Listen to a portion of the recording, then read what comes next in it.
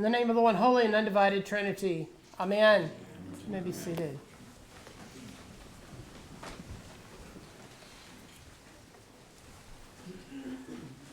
Well, I know I have shared with some of you, or probably most of you maybe mentioned it in a sermon before, that several years ago I lost my mother to pancreatic cancer, and then a few years after that lost my father. And for those of you who have either survived a serious illness or have navigated one or the horrible toll that it takes on you and your loved ones, probably all too familiar with the devastating effects that diseases can have on the body and soul. And I would probably venture to say that most, if not all of us here, have been on the receiving end of some kind of bad news, whether it involved yourself or loved one. You found yourself at a loss for how to deal with it. Whether it's cancer or some other disease or some other life-altering situation, we've likely all found ourselves at this pivotal moment in our lives. A moment when we look around and wonder which direction we're going to take. How do we even begin to figure out where to go? Well, not all of these situations are life and death matters, yet some can feel just as daunting. Sometimes we find ourselves in an emotional darkness wondering, do I stay in this relationship? Is this job, is it leading me somewhere meaningful? Am I just stuck? Is there distance growing between me and my spouse? Why is this happening to me? I'd be willing to bet that nearly everyone here has experienced at least one such moment. I know I've had several. Some were darker than others, but all of these situations led to a moment of decision. Today, on this last Sunday after the Epiphany, the church celebrates on its calendar what is often called Transfiguration Sunday. Over the last few weeks, we've been hearing portions of the Sermon on the Mount. Jesus has been giving instructions on how to build the kingdom of heaven here on earth, informing us how to do that here today now. These texts have been emphasizing the nature of the heavenly realm and how to live in its light. We've heard these stories, right? They've resonated deeply with people because they connect Jesus with Moses. That same pattern continues today. Our reading begins by setting the time as 6 days later.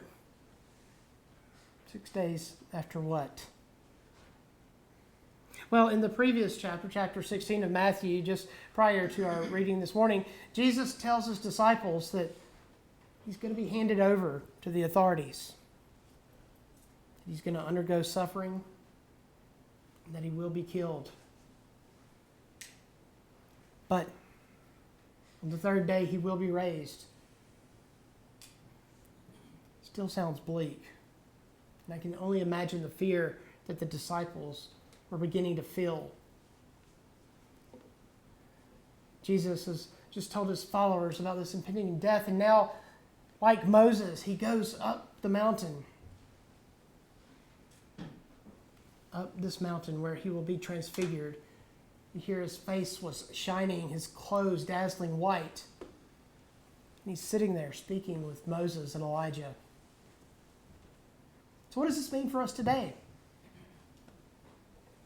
Well, Transfiguration Sunday is that Sunday. It brings to a climax that cycle in our church calendar known as the Advent Christmas Epiphany cycle.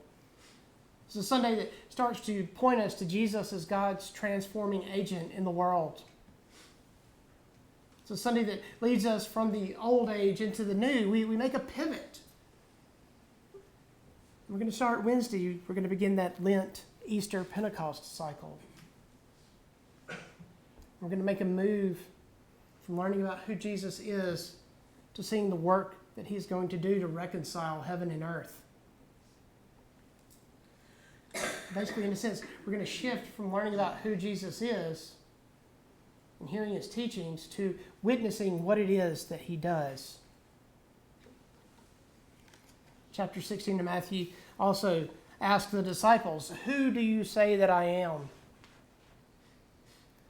The German Lutheran pastor and theologian and martyr Dietrich Bonhoeffer would later sort of reframe this question for us when he asked, "Who is Jesus Christ for us today?" See, this Sunday, this transfiguration, this event, it holds these questions together. It reminds us that we must hold the Jesus of history and the Jesus of our lived Christian experience together as we do the work of understanding God's transforming work in the world. While our reading this morning depicts Jesus with his face aglow and his clothes dazzling white, right, recalling Moses and Moses' mountaintop experience on Sinai, you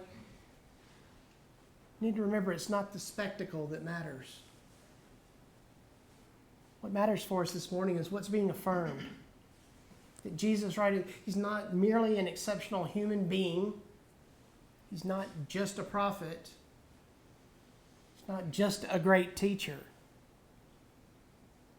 Jesus is for us the revelation of the divine.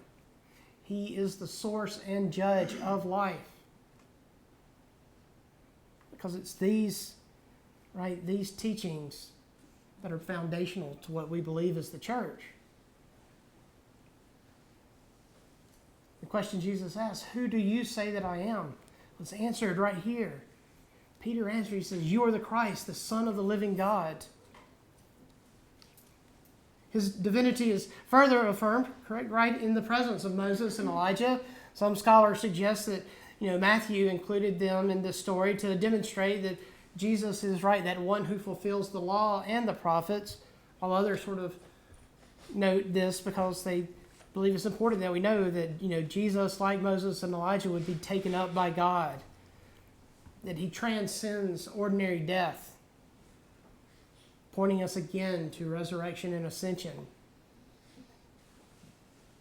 So, if we affirm that Jesus is fully human, I think it's reasonable to imagine that he probably received the news of his coming suffering pretty devastatingly.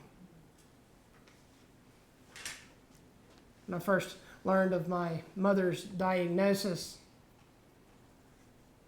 immediately began researching, asking questions. What are the survival rates? What are the treatment options? Where's the best place to go get care? Right? That kind of lizard part of your brain kicks in, that survival part, even for a loved one. That desire to avoid suffering and death, it rises up quickly within us.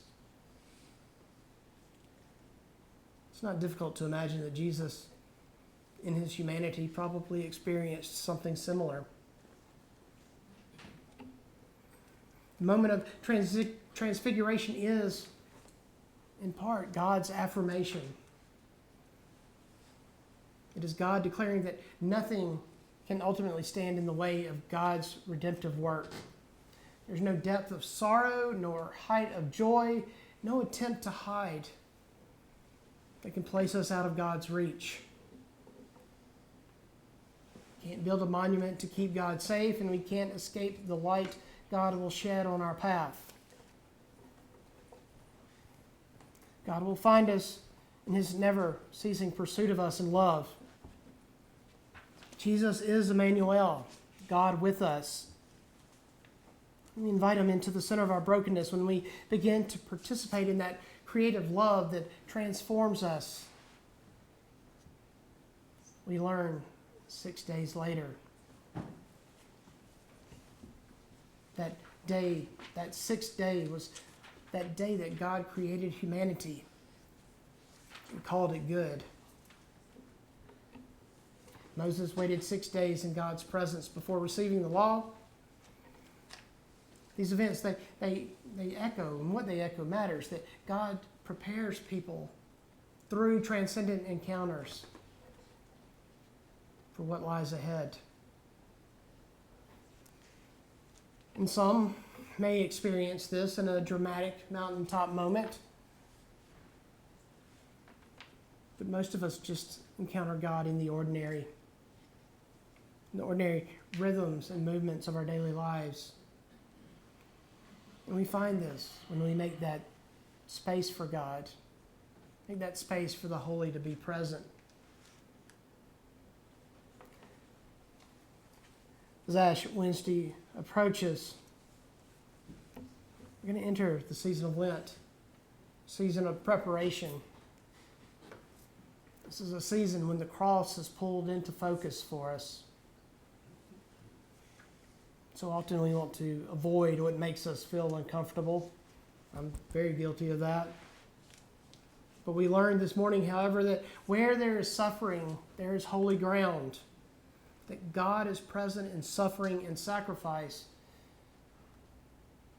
as well as in the promise and potential of our lives. God comes into the world not just in a thundering voice or a cloud of mystery, but he comes in a human hand, laid on a shoulder, and the words, "Do not be afraid."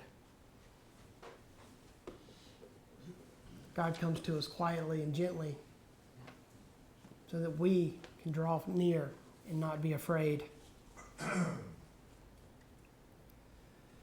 God is so majestic and glorious that he humbles himself. He humbles himself and approaches us in a crumb of bread and a sip of wine.